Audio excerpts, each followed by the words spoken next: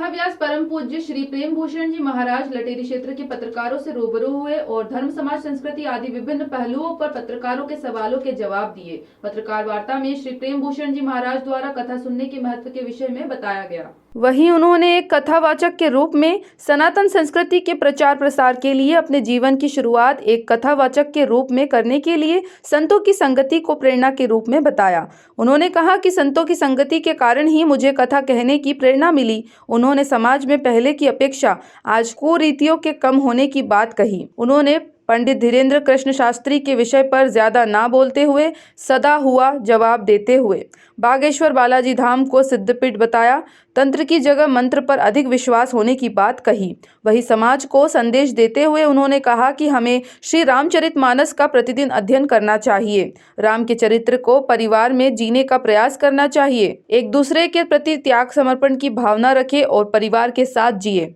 ऐसा कहा जाता है कि सफलता संघर्ष के साथ अकेले प्राप्त की जाती है, तो क्या संगति प्रगति में बाधक है? दूसरे का उत्तर पहले ले लीजिए। संगति प्रगति में बाधक भी है और सहयोगी भी है। सफलता का कोई मानक नहीं है। सफलतम व्यक्ति के जीवन में एक बात बड़ी ही मूल है। वो क्या है? उसने क्या साध्य रखा है, साधक का साध्य क्या है, और उस साधना को पूर्ण करने के लिए वो क्या साधन जुटा पाता है। ठीक है? सहयोगियों के भरोसे आप सफलता नहीं प्राप्त कर सकते, ये हमेशा ध्यान रखें। जैसे आप मीडिया के लोग हैं,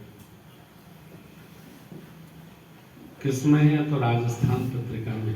तो क्या ब्रह्मा जी ने लिखा पढ़ी की है कि राजस्थान पत्रिका में ही रहना है? भैया हमको बेहतर ऑफर मिलेगा, हम दैनिक भास्कर में चले जाएंगे। यदि पत्रकारिता करनी है, बेहतर ऑफर मिलेगा, हम दैनिक जागरण में चले जाएंगे। उससे अच्छा मिलेगा, हम ज्वालाई में चले जाएंगे। हम पत्रकारिता करने के लिए पत्रकार बने हैं, हम किसी की गुलामी करने के लिए पत्रकार नहीं बने। हमको जो बेहतर हमारी प्रतिभा के अनुसार चलेगा, हमारा कोई अटैचमेंट किसी से नहीं है। हम वहां पर अपनी लेखनी को जय जयकार कराएंगे, ये हमारा अपना चिंतन है। सफलता के लिए यदि आपको आकाश में चढ़ना है तो धरती में भी पैर रखेंगे, आकाश में चढ़ेंगे, ये पॉसिबल नहीं है। आपको क्षितिज को छोड़कर और गगन की ओर उन्मुख रेखा होकर चलना पड़ेगा। अंतिम प्रश्न का उत्तर आपको पहला प्रश्न, देखिए, सामान्य मनुष्य की एक व्याधि है, कमजोरी है